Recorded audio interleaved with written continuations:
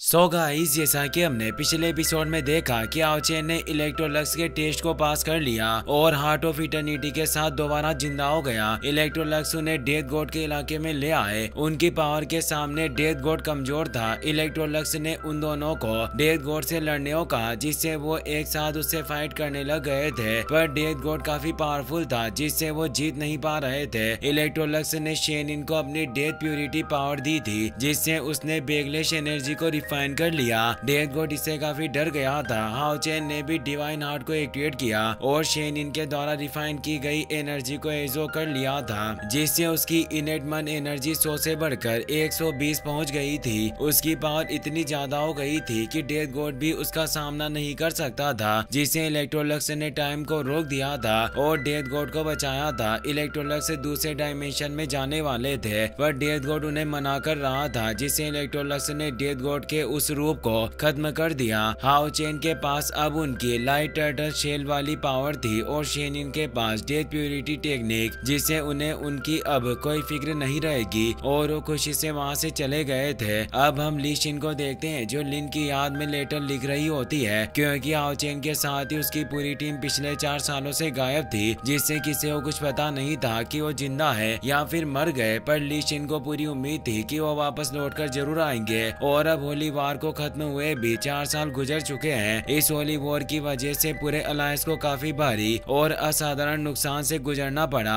कई लोगों ने अपने परिवार खोए और ये लड़ाई हमें इस बात का एहसास करवाती है कि अलायंस को और करीब लाने की जरूरत है, ताकि हम सभी साथ हो। जब सभी टेम्पल एक साथ होंगे तो हमारी ताकत सबसे अधिक होगी, जिससे हम कंधे से कंधा मिलाकर लड़ पाएंगे। जिसके लिए अलायंस लीडर यांग ने काफी बार सभी को प्रस्ताव भेजा कि हमें एक नया अलायंस बनाना चाहिए। उन्हें उम्मीद थी कि 6 टेम्पल को एक किया जा सकता है ताकि सभी एक साथ हो, लेकिन पता नहीं क्यों इस प्रस्ताव को कभी भी लागू नहीं किया गया, क्योंकि मेष टेम्पल के लीडर ली जेंग जी राजी नहीं हुए। पर ली शिन को लगता है कि अगर सचमुच एक नया अलायंस बनता है जिसमें सभी टेम्पल साथ हो, तो हमारी ये बर्निंग लीजन आर्मी काफी स्ट्रॉन्ग हो जाएगी और मेष टेम्पल की बर्निंग लीजन सेना अब जियालिंग पास की पहली आर्मी बन चुकी है। और अब ली शिन भी 8वें लेवल में सक्सेसफुली ब्रेक थ्रू कर चुकी थी, जिससे वो काफी पावरफुल हो चुकी है और हर दिन लिन के वापस लौटने की प्रतीक्षा करती। और अब कुछ ही दिनों में 10 सालों में एक बार होने वाला अलायंस टेम्पल टूर्नामेंट स्टार्ट हो जाएगा। तब मैं ग्रैंडपा लिन के साथ होली सिटी जाऊंगी, लेकिन इस कंपटीशन में हिस्सा नहीं लेगी। वो बस अपने दोस्तों से मिलने के लिए वहाँ जाने वाली थी, क्योंकि होली अलायंस से ऑक्शन हाउस की मिस ये वे यांग और हेड फेंगलिंगर से मिलना चाहती थी, क्योंकि वो तीनों अब काफी अच्छी दोस्त बन गई थी। क्योंकि उन तीनों के बॉयफ्रेंड एक ही टीम में थे, जो हाओ चेन की टाइटल लेवल वाली टीम थी। ली शिन को वे यांग और फेंगलिंगर से पता चला था कि अलायंस के अलावा ऑक्शन हाउस भी हाओ चेन की पूरी टीम को ढूंढने की कोशिश कर रहा है, जिसके लिए वो लगातार अपनी टीम भेज रहे थे। और वो दोनों भी अक्सर अपने बॉयफ्रेंड के लिए परेशान रहती और उन तीनों को पूरा विश्वास था कि लिन, हान यू और जियांग वापस लौट कर आएंगे, क्योंकि हाओ चेन की टीम डॉन ऑफ लाइट थी, जो चमत्कार को कई बार क्रिएट कर सकते हैं जो आज तक कोई नहीं कर पाया। और वो लिन से वादा करती है कि मैं अपने प्रॉमिस को पूरा कर रही हूँ, बर्निंग लीजन में अपनी भूमिका निभा रही हूँ और ग्रैंडपा लिन की अच्छी देखभाल कर रही हूँ, पर तुम्हें भी अब अपना वादा पूरा करना होगा और वापस लौटना होगा। ली शिन जब उस लेटर को रखने के लिए ड्रावर को खोलती है तो पूरी तरीके से हिल जाती है, क्योंकि उसमें पहले से ही सैकड़ों लेटर इकट्ठा हो गए थे, जो उसने पिछले 4 सालों के दरमियान लिन की याद में लिखे थे। वो अभी भी उम्मीद नहीं छोड़ती और उस लेटर को भी ड्रावर में रख देती है। उसे लिन के साथ बिताए हुए लम्हे याद आते हैं, जिससे उसे जीने की उम्मीद मिली। इससे वो आशा करती है कि तुम जल्द से जल्द वापस लौट आओ। तभी वहाँ ग्रैंडपा लिन चेन आ जाते हैं। ली शिन जल्दी से अपने आंसू पोंछ लेती है, पर वो समझ जाते हैं कि वो लिन की याद में रो रही थी। लिन चेन उसे कहते हैं कि इस अलायंस टेम्पल कंपटीशन की वजह से तुम्हें भी अब नाइट हॉल में वापस लौट जाना चाहिए, क्योंकि तुम एक वॉरियर हो। और वहाँ के हेड लाओ हान को मेरा नमस्ते कहना, उसके बाद तुम उनके साथ कंपटीशन में हिस्सा ले सकती हो। पर ली शिन ऐसा नहीं चाहती थी। वो कहती है कि ग्रैंडपा लिन चेन, आप मुझे सलाह देना बंद करें। मैं कभी भी इस मेज पैलेस को नहीं छोड़ूंगी, क्योंकि मेरे और लिन के बीच एक समझौता हुआ था। लिन चेन ने उम्मीद छोड़ दी थी कि लिन कभी लौट कर नहीं आएगा, इसीलिए वो कहते हैं कि तुम अभी भी उसका इंतजार क्यों कर रही हो। पिछले 4 साल में हमने उन सभी को ढूंढने की पूरी कोशिश की, कि अगर वो अभी भी जीवित होते तो ये असंभव है कि वो इतने लंबे समय तक वापस हमारे पास नहीं आते। इसीलिए मुझे डर है कि कहीं तुम पूरी जिंदगी लिन का ऐसे इंतजार ना करती रह जाओ और तुम्हारा जीवन बर्बाद हो जाए। पर वो हंसते हुए इस बात को टाल देती है और कहती है कि क्या आप मुझे अपनी ग्रैंड डॉटर के रूप में पसंद नहीं करते जो आप मुझसे छुटकारा पाना चाहते हो।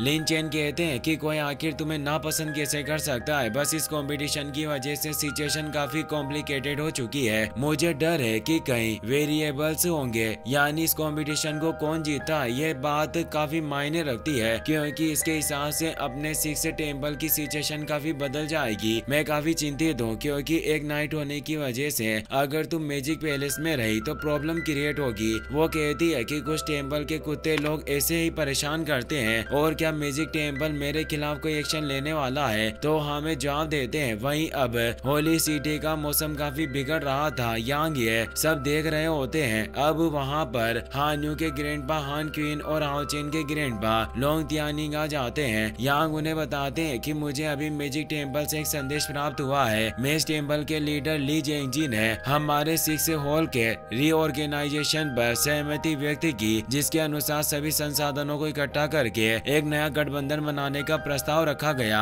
हान क्वीन कहते हैं कि मैजिक पैलेस हमेशा से हमारे बीच रुकावट का कारण बना, जिससे हम आज तक सभी हॉल और टेम्पल को सक्सेसफुली एक करने में विफल रहे, क्योंकि ली जेंगजी टेम्पल अलायंस के सहायक प्रमुखों में से एक था। पर मुझे समझ नहीं आ रहा कि इस बार ली जेंगजी अचानक इस बात के लिए क्यों सहमत हो गया। लोंग तियानिंग कहते हैं कि वो ली जेंगजी दिखने में भोला दिखता है, पर ऐसा नहीं है। वो सभी टेम्पल को जोड़ना इसीलिए चाहता है क्योंकि न्यू टेम्पल कंपटीशन शुरू होने वाला है। इसीलिए नियमों के अनुसार अलायंस लीडर को वापस से चुना जा सकता है। उसे उम्मीद है कि उसका मेज टेम्पल इस कंपटीशन में जीत हासिल करेगा, जिससे वो नया अलायंस लीडर बन जाएगा। इसीलिए हम नाइट्स को अब एकता का मैसेज भेजकर उकसा रहे और हमें बताना चाहता है कि इस टेम्पल कंपटीशन में वो पहली पोजीशन हासिल करेंगे, जिससे हम सभी उसके अधीनस्थ रहेंगे, क्योंकि ली जेंगजी अलायंस लीडर बनकर सभी 6 टेम्पल को कंट्रोल करेगा। ग्रैंडपा यांग कहते हैं कि ली जेंगजी ने हमेशा से एक कम प्रोफाइल रखी, यानी कि उसने खुद को कभी भी ऊंचा नहीं दिखाया, लेकिन वो इस बार ऐसा कर रहा है क्योंकि उसकी स्पिरिचुअल पावर जरूर 5 लाख मन एनर्जी पॉइंट से ज्यादा पहुंच गई होगी, या फिर इससे ज्यादा भी हो सकती है। इससे हान क्वीन चौंक जाते हैं क्योंकि अगर इस कंपटीशन में उतरा तो उससे कोई नहीं जीत पाएगा।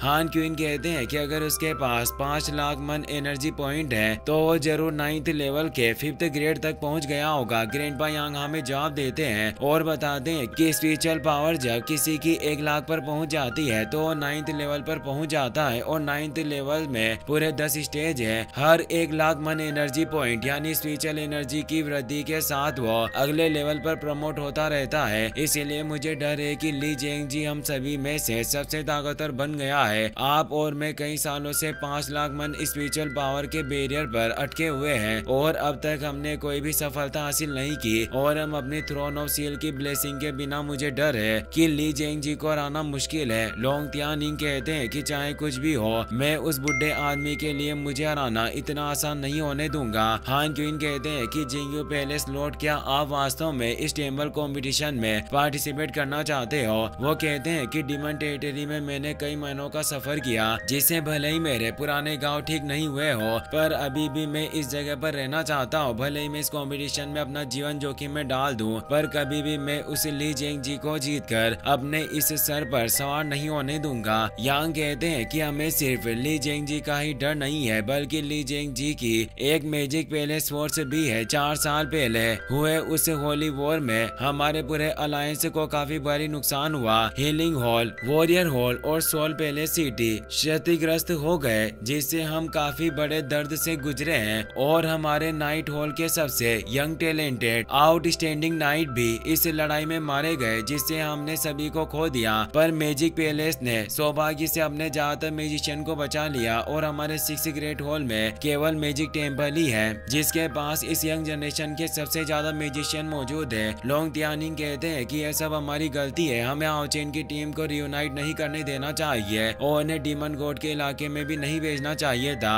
अगर वो अभी यहाँ होते तो हम ओल्ड मैन कभी भी इतनी बुरी सिचुएशन में नहीं होते, क्योंकि इस कंपटीशन में भले ही वो ली जेंगजी को हरा दे, पर उसके मैच जिन भी लोगों के साथ फाइट करके जीत हासिल करेंगे उनके भी पॉइंट उन्हें मिलेंगे, जिससे जिस टेम्पल के पास जितने ज्यादा पॉइंट होंगे वही विजेता होगा, जिससे नाइट हॉल के पास जीतने की उम्मीद नहीं थी। वो गुस्से में उस लेटर को दूर फेंक देते हैं, पर तभी आवाज आती है कि आखिर कौन है जो हमारे ग्रैंडफादर को शर्मिंदा करना चाहता है। वहाँ दो व्हाइट रोब पहने पर्सन आते हैं जो और कोई नहीं बल्कि यांग वेन जाओ और हानियो होते हैं, क्योंकि अब हाओ चेन की टीम वापस लौट आई थी। इससे वो तीनों खुश होते हैं। नेक्स्ट पार्ट जल्दी देखना चाहते हो तो वीडियो को शेयर करना और लाइक करना ना भूलें। Thanks for watching.